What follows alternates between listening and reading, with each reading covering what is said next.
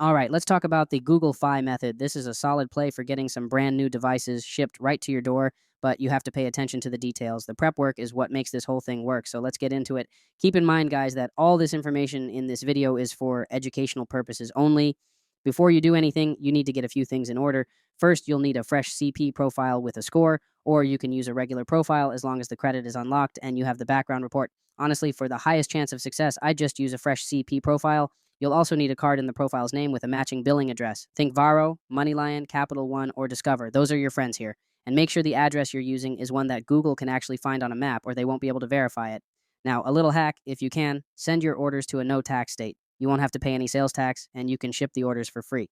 You still need a valid card on file, but you can ship anywhere you want: hotels, Airbnbs, even houses for sale. If you're not shipping to a no tax state, you will have to pay sales tax, so make sure you have one of those payment methods ready with the address that's on the credit file. The first real step is getting your info together. Log into a credit app so you can see exactly which address is on the file. It is very important that you apply with the address that's on the credit file. The best way to tell if Google can verify the address is to make a brand new Gmail account using all of that profile's information. This will also be the email you use when you apply. Once you have your info together and the background report ready in case it asks you any questions, you need to get your payment ready. Now, this next part is maybe the most important step of the entire process. If you do this, it will go through 99% of the time. Before you apply, you need to go to pay.google.com and add your payment method. You have to do this before you apply. Then, after you get your order confirmation, you will need to go back there and remove the card you added. If you don't, GoogleFi will take money out of it a couple of months later, so make sure you remove it. Once again, guys, all this information is for educational purposes only. They'll accept most big banks and companies, but they do not accept Chime, Cash App, or Venmo cards. They do accept major credit cards like Capital One, Discover, and American Express, as long as the billing address on the card is the same as the one on your credit file. You can sign up for secured cards with those companies and just wait for the card to ship.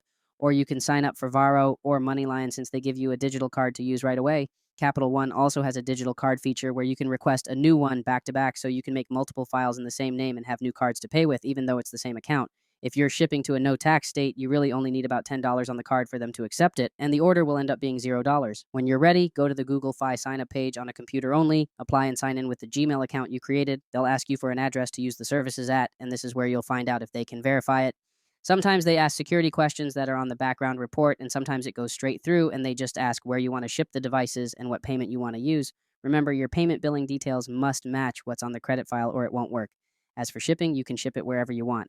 They'll email you the tracking, and it usually ships within 2 days. Just know they will only let you use the same card twice. After that, you'll need a new card number. If you use a fresh profile, they approve almost everyone for a $1,700 or even a $4,000 spending limit and let you choose from several different devices. And like I said before, for the highest chance of success, I would just use a CP profile so you know everything that's on the background and you know the credit isn't locked. Once again, guys, all this information is for educational purposes only.